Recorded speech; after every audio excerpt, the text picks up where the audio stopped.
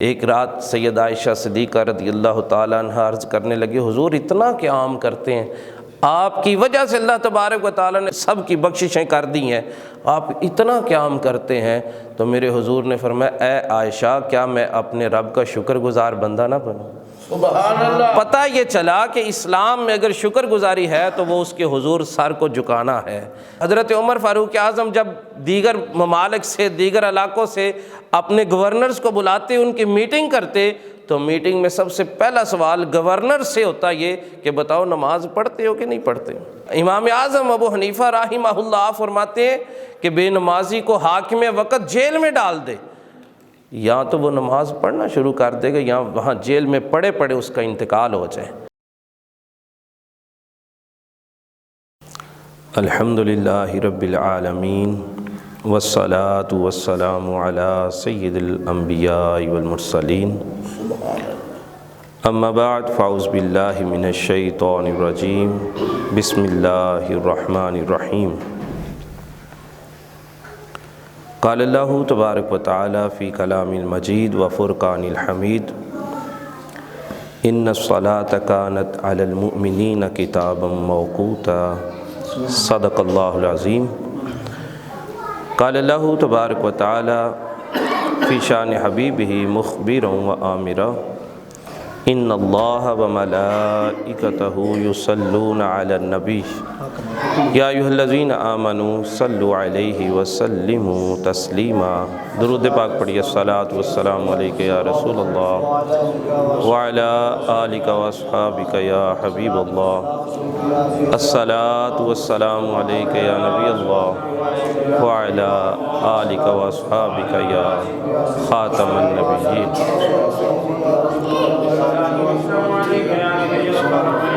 نبی کریم صلی اللہ علیہ وسلم پر درود پاک پڑھنا بلا شبہ بے شمار مشکلات کا حل ہے، بے شمار فضائل اور برکات کا موجب ہے۔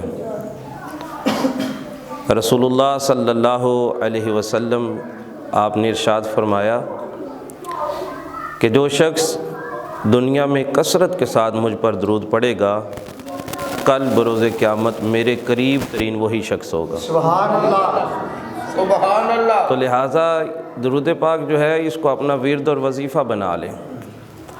دو طرح کی عبادات ایسی ہیں کہ انسان اس عبادت میں مصروف رہے اور مصروفیت کی بنا پر اس کو دعا نہ مانگ سکا کسی بھی حوالے سے، تو پھر اللہ تبارک و تعالیٰ اس شخص کو بن مانگے عطا فرما دیتا ہے۔ سبحان اللہ۔ وہ دو عبادات کیا ہیں؟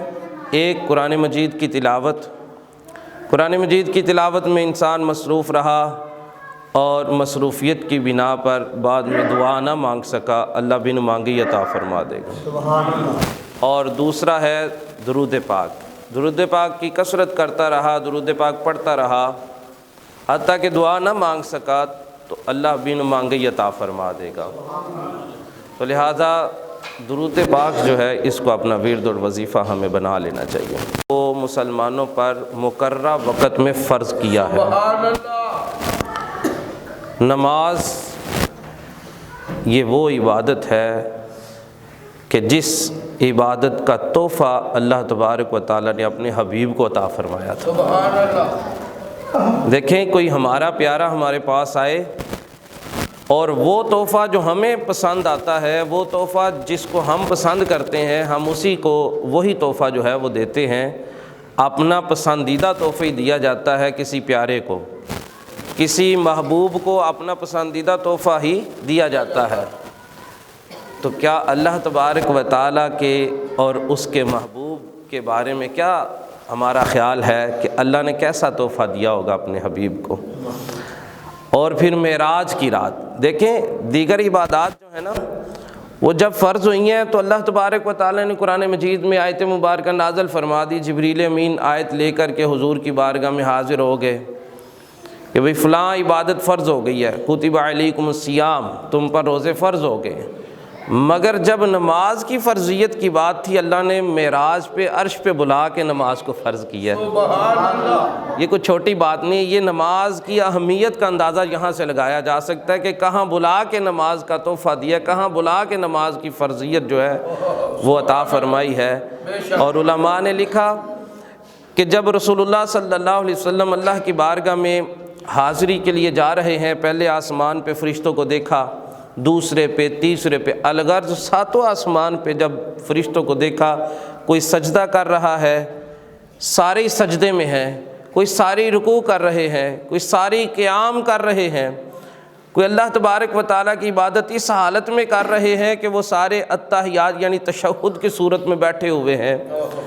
ان کا یہ انداز عبادت رسول اللہ صلی اللہ علیہ وسلم کو بڑا پسند آیا کہ فرشتوں کا انداز کتنا خوبصورت ہے، کوئی سجدہ کر کے عبادت کر رہا ہے تو کوئی رکوع میں ہے۔ اللہ تبارک و تعالیٰ چونکہ علیم بذات صدور ہے، وہ دلوں کے حال جانتا ہے، اور ویسے بھی محب اپنے محبوب کے دل کا حال جانتے ہوتے ہیں۔ سبحان اللہ۔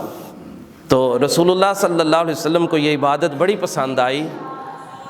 نبی کریم صلی اللہ علیہ وسلم کو اللہ تبارک و تعالیٰ نے اسی عبادت کا تحفہ عطا فرما دیا۔ ماشاء اللہ۔ اب جب 50 نمازوں کا تحفہ ملا تو حضرت موسیٰ علیہ السلام نے ہماری استعانت کی۔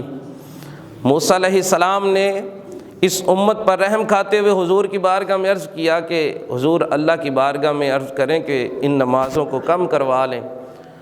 وہ بھی ایک معاملہ ہے، علماء نے اس بارے بھی لکھا ہے کہ میرا مالک جو ہے وہ ان اللہ علی کل شیء قدیر ہے، وہ چاہتا تو پہلی دفعہ ہی 50 میں سے 5 نمازیں کر دیتا۔ یہ بار بار حضور کو بلانا اور حضور کا بار بار جانا، اس کے پیچھے کیا راز تھا؟ تو علماء لکھتے ہیں کہ اللہ تبارک و تعالیٰ کو حضور کا بار بار دیدار کرنا بڑا پسند آ رہا تھا۔ اور یہاں حضور کا کیا، یہاں حضور نبی کریم صلی اللہ علیہ وسلم نے بھی پہلی دفعہ ہی نہیں عرض کر دیا کہ اللہ اتنی نمازیں کر دی جائیں، آپ کا بھی بار بار اللہ کی بارگاہ میں حاضر ہونا بڑا پسند تھا۔ تو یہ محبوب اور محب کا معاملہ تھا۔ پھر جب 5 رہ گئی نا تو حضرت موسیٰ علیہ السلام کہنے لگے کہ ایک دفعہ پھر چلے جائیں، میری امت پہ 2 فرض تھی تو وہ تو 2 بھی نہیں پڑھتے تھے۔ تو نبی کریم صلی اللہ علیہ وسلم ارشاد فرمانے لگے اب مجھے حیا آتی ہے اپنے رب کے پاس جانے سے۔ تو خالق کائنات نے ارشاد فرمایا اے حبیب اگر تمہاری امتی 5 پڑھیں گے میں اجر 50 کی عطا کروں گا، اجر 50 کی عطا۔ نماز بڑی مقصودی عبادت ہے۔ نماز ایسی عبادت ہے کہ دیگر عبادات اگر دیکھی جائے نا تو دیکھیے اگر حج ہے نا تو حج کے لیے ایک کنڈیشن ہے، ایک خاص جو ہے اس کے لیے انسان کا، مسلمان کا صاحب حیثیت ہونا، اتنا مال اس کے پاس ہو کہ وہ حج کے خراجات برداشت کر سکتا ہو تو تب جا کے اس پر حج فرض ہوتا ہے۔ پھر اس کے بعد زکوٰۃ ہے، تو مخصوص مال ایک خاص وقت تک جب انسان کے پاس رہتا ہے تب جا کے زکوٰۃ فرض ہوتی ہے۔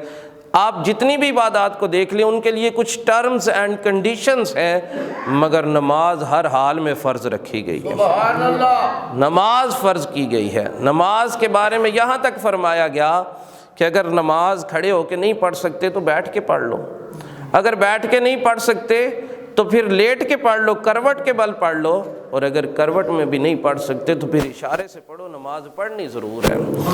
اتنا سخت اس کے بارے میں حکم ہے۔ میرے آقا کریم صلی اللہ علیہ وسلم نے ارشاد فرمایا کل بروز قیامت سب سے پہلا سوال جو ہے وہ نماز کے بارے میں ہوگا۔ جس شخص کی نماز درست ہوئی، جس شخص کا نماز پہ ہمیشگی ہوئی، جس کا دل نماز میں لگا ہوا ہوگا وہ شخص کامیاب ہو جائے گا۔ سبحان اللہ۔ اس کو دیگر سوالات میں آسانی ہوگی، اس کو دیگر سوالات میں اگر یوں کہوں تو یہ غلط نہیں ہوگا، دیگر سوالات میں اس کو اضافی نمبر دے کے پاس کر دیا جائے گا۔ دیکھیں نماز یہ مقصودی عبادت ہے۔ نماز کے بارے میں دیکھیں نا، امام الاولیاء حضور سیدنا غوث اعظم شیخ عبد القادر جیلانی، آپ کے پاس جب شیطان آتا ہے اور ایک بادل کی صورت میں آ کے آواز نکالتا ہے میں تیرا اے عبد القادر میں تیرا خدا ہوں اور میں نے تیری ساری عبادات کو قبول کر لیا ہے، اب میری طرف سے یہ ہے کہ تو نماز بھی نہ پڑھا کر، تجھے نماز کی ضرورت نہیں ہے۔ تو امام الاولیاء کیا کہنے لگے؟ امام الاولیاء کہتے ہیں کہ مجھے لگتا ہے تو شیطان ہے۔ لا حول شریف پڑھا اور آپ یہ فرمانے لگے کہ نماز تو امام الانبیاء رسول اللہ صلی اللہ علیہ وسلم کو نہیں معاف ہوئی، میں کون ہوتا ہوں نماز کو معافی لینے والا، یا مجھے کیسے نماز معاف ہو سکتی ہے؟ جب آپ نے لاہور شریف پڑھا تو وہ بادل سایہ جو تھا وہ چلا گیا کیونکہ شیطان تھا۔ تو یہ نماز جو ہے ہمارے اسلاف نے پڑھ کے دکھائی ہے، صحابہ کرام، خود رسول اللہ صلی اللہ علیہ وسلم نے جنگ کی حالت میں صحابہ نے بھی نماز پڑھ کے دکھائی ہے، خود امام الانبیاء نے بھی جماعت کروائی ہے جنگ کی حالت میں۔ میرے نبی کریم صلی اللہ علیہ وسلم راتوں کو قیام کیا کرتے، ہمارے اوپر تو 5 نمازیں فرض ہیں نا، رسول اللہ صلی اللہ علیہ وسلم جو تہجد پڑھتے تھے، اشراق و چاشت پڑھتے تھے، اوابین پڑھتے تھے، ساری رات اپنے رب کے حضور قیام کے لیے کھڑے رہتے۔ ایک رات سید عائشہ صدیقہ رضی اللہ تعالیٰ عنہ عرض کرنے لگے، حضور اتنا قیام کرتے ہیں، آپ کی وجہ سے اللہ تبارک و تعالیٰ نے سب کی بخششیں کر دی ہیں، آپ اتنا قیام کرتے ہیں۔ تو میرے حضور نے فرمایا، اے عائشہ، کیا میں اپنے رب کا شکر گزار بندہ نہ بنوں؟ سبحان اللہ۔ پتہ یہ چلا کہ اسلام میں اگر شکر گزاری ہے تو وہ اس کے حضور سر کو جھکانا ہے۔ جب بھی دیکھیں نا، جب بھی ہمارا کوئی ہمیں خوشی ملتی ہے تو ہم اللہ کے حضور خوشی کے لیے سجدہ کرتے ہیں، سجدہ شکر کرتے ہیں۔ یہ سجدہ میرے مالک کو بڑا قبول ہے، میرے مالک کو بڑا پسند ہے سجدہ کرنا۔ اللہ تبارک و تعالی، رسول اللہ صلی اللہ علیہ وسلم نے فرمایا کہ جب بندہ سجدہ کرتا ہے تو یہ ایسے ہے جیسے چپکے چپکے اپنے مالک سے باتیں کر رہا ہے، سبحان اللہ۔ چپکے چپکے اپنے مالک سے باتیں کر رہا ہے۔ نماز کی اتنی، حضرت عمر فاروق اعظم رضی اللہ تعالیٰ عنہ، آپ جب بھی اپنے گورنرز کو بلایا کرتے، حضرت عمر کی خلافت کا سب کو پتہ ہے کہ آپ 22 لاکھ مربع میل کے خلیفہ ہیں، اور اتنے زیادہ ممالک آپ کی جو ہے وہ زیر سایہ فتح ہوئے ہیں، فتوحات بہت زیادہ ہوئی ہیں۔ تو حضرت عمر فاروق اعظم جب دیگر ممالک سے، دیگر علاقوں سے اپنے گورنرز کو بلاتے، ان کی میٹنگ کرتے، تو میٹنگ میں سب سے پہلا سوال گورنر سے ہوتا یہ کہ بتاؤ نماز پڑھتے ہو کہ نہیں پڑھتے؟ بتاؤ نماز کا کیا عالم ہے، نماز کیسی ہے تمہاری، نماز پر ہمیشگی ہے کہ نہیں ہے؟ اگر کسی کی نماز درست ہے تو پھر وہ اللہ کے دیگر حقوق کو بھی ادا کرتا ہوگا۔ تو دیکھیں نماز کی اتنی سختی ہے۔ ہمارے ائمہ اکرام ہمارے اسلاف نے یہاں تک لکھا کہ نمازی، جو بے نمازی شخص ہے نا، جو نماز نہیں پڑھتا، ایسے شخص کو مسلمانوں کے قبرستان میں بھی دفن نہ کیا جائے۔ بے شک۔ یہاں تک فرمایا کہ امام اعظم ابو حنیفہ رحمہ اللہ فرماتے ہیں کہ بے نمازی کو حاکم وقت جیل میں ڈال دے، یا تو وہ نماز پڑھنا شروع کر دے گا یا وہاں جیل میں پڑے پڑے اس کا انتقال ہو جائے۔ ایسا اتنے سخت حکم ہے نماز کے بارے میں۔ رسول اللہ صلی اللہ علیہ وسلم نے یہاں تک فرمایا کہ مومن اور کافر کے درمیان جو بنیادی فرق ہے وہ نماز کا فرق ہے، اور یہاں تک فرمایا جس نے بغیر کسی عذر کے، بغیر کسی وجہ کے نماز کو چھوڑ دیا، نماز کو ارادتاً چھوڑا، تو اس نے کفر کر دیا ہے، وہ انسان جو ہے وہ دائرہ اسلام سے خارج ہے۔ کس وجہ سے؟ کہ اس نے نماز کا انکار کیا ہے، نماز کا انکاری ہو گیا۔ اس وجہ سے نبی کریم صلی اللہ علیہ وسلم نے ایک مقام پہ ارشاد فرمایا، جو شخص فجر کی نماز جماعت کے ساتھ پڑھتا ہے وہ اللہ کی ضمانت میں آ جاتا ہے۔ سبحان اللہ۔ اللہ کی ضمانت میں آ جاتا ہے۔ کتنی آسانی ہمارے لیے، کتنا اللہ تبارک و تعالیٰ نے ہمارے لیے آسانیاں پیدا کر دی ہیں کہ فجر کی جماعت کے ساتھ نماز پڑھو، اللہ کی ضمانت میں آ جاؤ۔ اور یہاں تک فرمایا جو نہیں پڑھے گا وہ ضمانت میں نہیں آئے گا۔ جس کا ضامن خود خالق کائنات ہو جائے، اس کو ضرورت ہے کسی باڈی گارڈ رکھنے کی، اس کو ضرورت ہے کسی اور کو پروٹیکشن کے لیے رکھنے کی؟ تو دیکھو خالق کائنات وہ ان اللہ علی کل شیء قدیر ہے۔ اگر اس کی ضمانت میں آنا چاہتے ہیں تو پھر فجر کی نماز جماعت سے ادا کی جائے۔ نبی کریم صلی اللہ علیہ وسلم نے یہاں تک فرمایا کہ جس نے فجر کی نماز جماعت کے ساتھ ادا کی، بیٹھا رہا مسجد میں، اور یہاں تک کہ وہ اوراد و وظائف کرتا رہا، پھر سورج جو ہے وہ نکل آیا، سورج طلوع ہو گیا، 2 رکعت نماز پڑھ کے وہ مسجد سے نکل آیا، 2 رکعت نماز نفل اشراق پڑھنے کے بعد جب وہ مسجد سے نکلا تو اللہ تبارک و تعالیٰ اس کے نامہ اعمال میں 1 مقبول حج اور 1 مقبول عمرے کا اجر عطا فرما دیتا، سبحان اللہ۔ اجر عطا فرما دیتا۔ سبحان اللہ۔ دیکھیں میں یا آپ، ہم حج یا عمرہ کے لیے جاتے ہیں، 7-8 لاکھ روپیہ لگاتے ہیں، ہمیں نہیں پتہ کہ ہمارا حج قبول ہوا ہے کہ نہیں ہوا۔ بے شک۔ قبول کرنے والا خالق کائنات ہے، پتہ نہیں وہ ہمارا ہمیں کوئی نہیں پتہ کہ ہمارے اعمال قبول ہو رہے ہیں یا نہیں ہو رہے، مگر میرے رسول اللہ صلی اللہ علیہ وسلم وہ سچ فرمانے والے ہیں۔ ان کے تو دشمن بھی ان کو صادق اور امین کہا کرتے تھے۔ ان کا رب ان کے بارے میں کہتا ہے کہ وَمَا يَنطِقُ عَنِ الْهَوَىٰ إِنْ هُوَ إِلَّا وَحْيٌ يُوحَىٰ، اور پھر میرے اعلیٰ حضرت بھی کہتے ہیں نا کہ وہ زباں جس کو سب کن کی کنجی کہیں، اس کی نافذ حکومت پہ لاکھوں سلام۔ اس زبان سے میرے حبیب نے فرمایا کہ اس بندے کو فجر کی جماعت کے ساتھ نماز پڑھی، مسجد میں بیٹھا رہا، اوراد و وظائف کرتا رہا، سورج طلوع ہو گیا، 2 رکعت نماز نفل پڑھ کے مسجد سے نکلا، نامہ اعمال میں اللہ نے مقبول حج بھی لکھ دیا ہے، مقبول عمرہ بھی لکھ دیا ہے۔ سبحان اللہ، کتنا سبحان اللہ، کتنا کرم کرنے والا میرا رب ہے۔ ہمارے اسلاف کا نماز پر کتنا جو تھا وہ ہمیشگی تھی، نماز کی کیسی پابندی کیا کرتے تھے۔ میرے اعلیٰ حضرت امام اہل سنت الشاہ امام احمد رضا خان، آپ کے بارے میں ملتا ہے جب 52 سال کی عمر میں دوسرا حج کرنے کے لیے گئے تو مکہ معظمہ میں حج کر لینے کے بعد مناسک حج ادا کر لیے تو اتنا ذوف تھا، بیمار تھے کہ آپ ذوف کی وجہ سے مدینہ طیبہ کی طرف اسی وقت سفر نہ کر پائے۔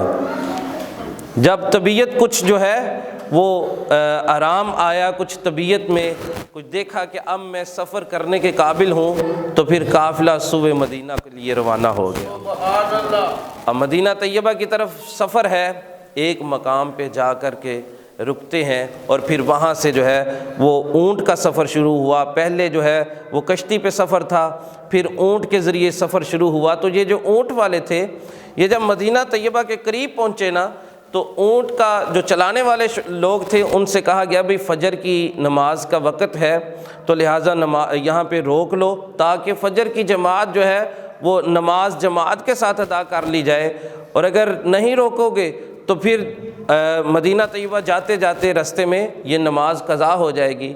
تو وہ اونٹوں والے کہنے لگے کہ بھئی ہم تو وہاں جا کے منزل پہ جا کے ہی روکیں گے، اس سے پہلے ہم نے نہیں روکنا۔ تو اعلیٰ حضرت امام اہل سنت جن کا ہم مصطفیٰ جان رحمت پہ لاکھوں سلام، ہر مسجد میں جن کا جو ہے وہ لکھا ہوا سلام سنتے ہیں، اور الحمدللہ میں نے یہ سلام یورپ کی مسجدوں میں بھی سنا ہے۔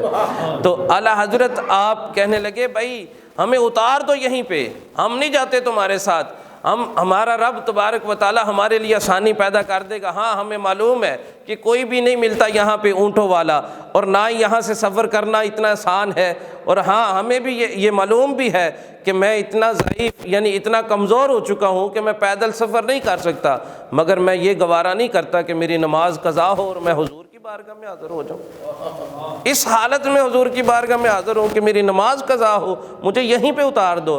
اعلیٰ حضرت اپنے خلفاء مریدین کے ساتھ وہیں پہ اتر گئے، اور تاریخ میں لکھا ہے، اعلیٰ حضرت کے ملفوظات شریف میں لکھا ہے کہ لکھنے والے لکھتے ہیں مولانا ظفر الدین بہاری رحمۃ اللہ تعالی علیہ، آپ لکھتے ہیں جب ہم نے نماز کا دوسرا سلام پھیرا تو الحمدللہ پیچھے لوگ اونٹ لے کے کھڑے تھے اور ہم ان پر سوار ہو کے مدینہ طیبہ حاضر ہوئے۔ یوں اللہ تبارک و تعالیٰ نمازی کے لیے آسانیاں پیدا کر دیتا ہے، نمازی کے لیے خالق کائنات غیبی مدد کر دیتا ہے اس کی۔ کوئی نماز پڑھ کے تو دیکھے، کوئی نماز کی روحانیت کو حاصل کر کے تو دیکھے، کوئی نماز کے ساتھ اپنا تعلق قائم کر کے تو دیکھے۔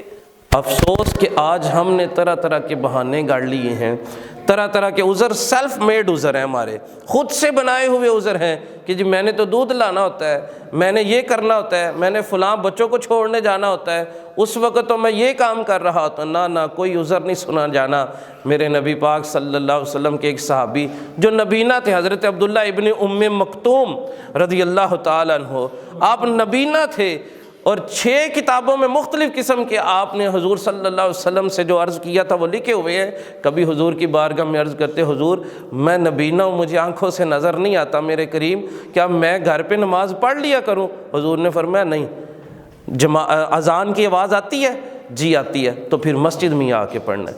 عرض کرنے لگے حضور میں نبینا ہوں، کوئی بندہ نہیں ہے میرے پاس میں جس کو سہارا بنا کے مسجد میں آ جاؤں۔ حضور نے فرمایا اذان کی آواز گھر میں آتی ہے؟ کہنے لگے آتی ہے، تو پھر مسجد میں آنا ہے۔ عرض کرنے لگے حضور میں نبینا ہوں، رستے میں آتے ہوئے جنگلی جانور ہیں، ان کے حملے کا خطرہ ہے، کیا میں گھر پہ نماز پڑھ لیا کروں؟ فرمایا اگر اذان کی آواز گھر پہ آتی ہے، عرض کرنے لگے حضور آتی ہے، حضور نے فرمایا پھر مسجد میں ہی آ کے نماز پڑھ۔ اور آج ہمارے عذر دیکھیں، حقیقت بات ہے عذر ہوتا ہی نہیں ہے، عذر نہیں ہوتا، دل میں اہمیت کوئی نہیں ہے نماز کی۔ ہم نے دل سے نماز کی اہمیت نکال دی ہے۔ اگر دل میں اہمیت ہو تو بندہ باغا لگائے اور آ کے مسجد میں بیٹھ جائے۔ کیا پیچھے وجہ کیا ہے؟ میرے رب کے ساتھ ملاقات کا وقت آ گیا، میں اپنے رب سے ملنے جا رہا ہوں۔ مولا کائنات مولا علی کرم اللہ تعالی وجہہ الکریم فرماتے ہیں جب میرا دل کرتا ہے کہ میں رب سے باتیں کروں میں نماز پڑھتا ہوں، اور جب میرا دل کرے کہ رب میرے ساتھ باتیں کرے تو میں اس کا کلام اٹھا کے قرآن پڑھنا شروع کروں۔ کہ کبھی ہم نے بھی یہ سوچا ہے کہ میرا رب میری ملاقات ہے یہ میرے رب کے ساتھ 5 وقت، حی علی الفلاح حی علی الصلاح، یہ صدائیں بلند ہوتی ہیں، ہر بندہ کامیابی کے پیچھے لگا ہوا ہے۔ بھئی قاری صاحب دعا کریں میرا بیٹا کامیاب ہو جائے، علامہ صاحب دعا کریں بچہ کامیاب ہو جائے۔ جب مؤذن اذان کہتے ہوئے کہتا ہے حی علی الفلاح، آؤ کامیابی کی طرف، اس کامیابی کو نہ لے کر کے ہم کون سی کامیابی لینا چاہتے ہیں؟ وہ کون سی کامیابی ہے جس کو ہم کامیابی سمجھتے ہیں؟ اس خالق کائنات نے جس کو کامیابی فرمایا کہ حی علی الفلاح، اس کے علاوہ اور بھی تو الفاظ ہو سکتے تھے نا، اس کے علاوہ کوئی اور بھی تو دیکھے فرمایا جا سکتا تھا نا، مگر نہیں، فرمایا حی علی الفلاح، آؤ کامیابی کی طرف۔ پتہ چلا کامیابی ملنی ہے تو مسجد کی صفوں سے ہی ملنی ہے۔ سبحان اللہ۔ اور پھر دیکھیں میرے کریم آقا، میرے آقا کیا فرماتے ہیں؟ ایک بندہ مسجد میں آیا، نماز پڑھی، اس کی پیشانی پہ مسجد کی صف سے تھوڑی سی گرد لگ گئی، مسجد کی صف سے گرد لگ گئی۔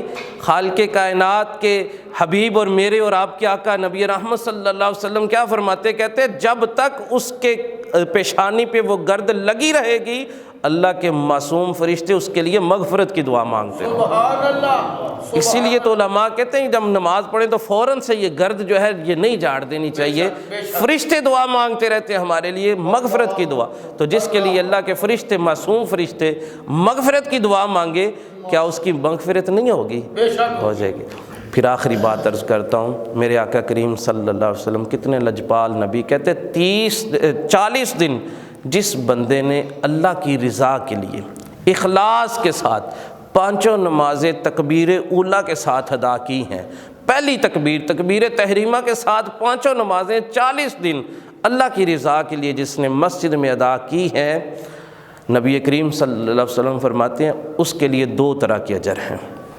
2 طرح کے اجر کیا ہیں؟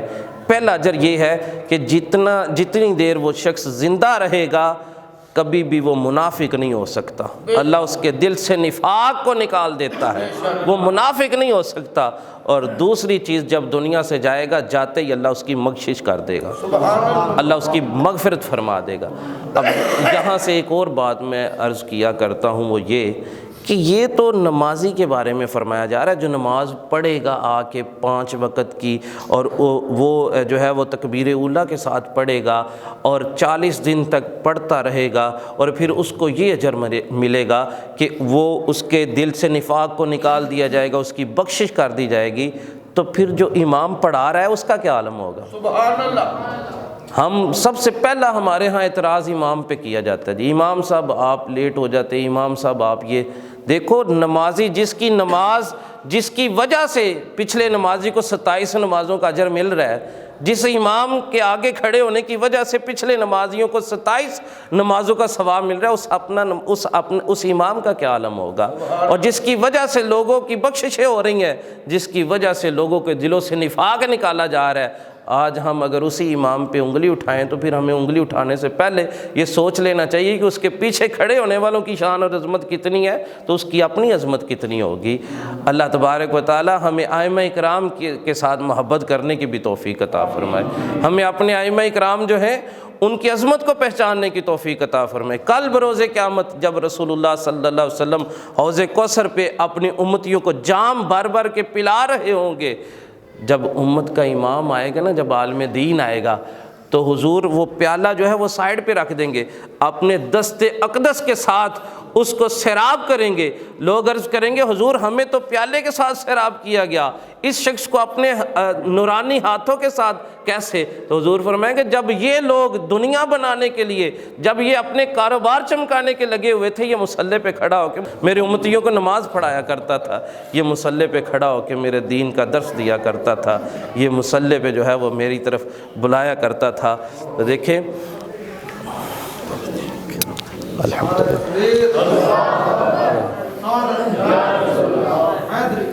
کرام جب تشریف لاتے ہیں تو حقیقت بات ہے دل اتنا بڑا ہو جاتا ہے کہ شکر ہے یا اللہ تیرے حبیب کی آل جو ہے اس کا دست شفقت ہمارے کندھوں پہ موجود ہے۔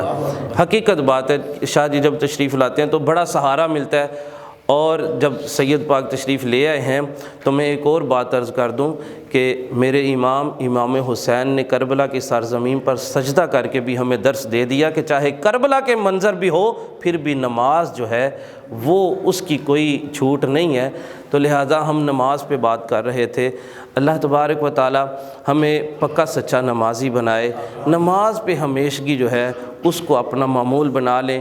دنیا کے معاملات حقیقت بات ہے یہ چلتے رہتے ہیں، دنیا کے کاموں کو جو ہے وہ ایک سائیڈ پہ چھوڑ کے جب آپ نماز کی طرف توجہ کر لیں گے پھر وہ وقت آئے گا کہ میرے کریم آقا ارشاد فرماتے ہیں، امام جلال الدین سیوطی شافعی نے شرح الصدور میں اس بات کو لکھا کہ جب نمازی بندہ دنیا سے جاتا ہے نا تو نماز پڑھنے، جب دنیا سے کوئی بھی شخص کا انتقال ہوتا ہے تو اس کو قبر میں جا کے یوں محسوس ہوتا ہے کہ یہ عصر کا وقت ہے، عصر کا وقت محسوس ہوتا ہے۔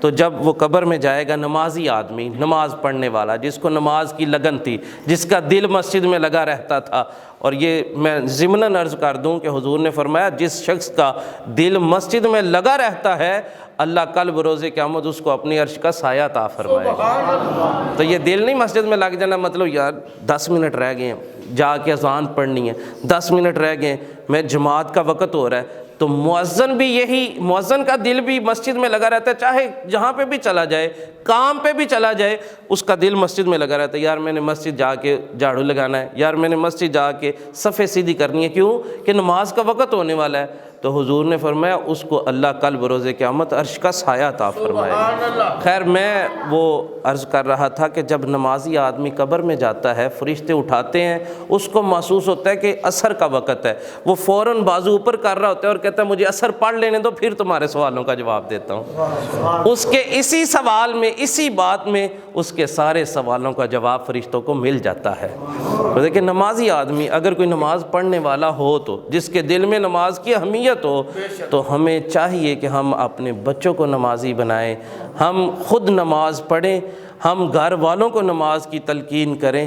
تو دیکھیں بچے کو نمازی بنانے کا بہترین طریقہ میرے آقا نے فرمایا بچہ جب 7 سال کا ہو جائے تو باپ اس کو انگلی سے لگائے اور مسجد میں لے کے آیا جایا کرے۔ 7 سال سے لے کر کے 10 سال تک کی عمر جو ہے یہ بچے کی ٹریننگ سیشن ہے۔ یہ بچے کے لیے یہ ہے کہ بچے کو باپ اپنی زیر نگرانی مسجد میں لے کے آئے اور لے کے جائے۔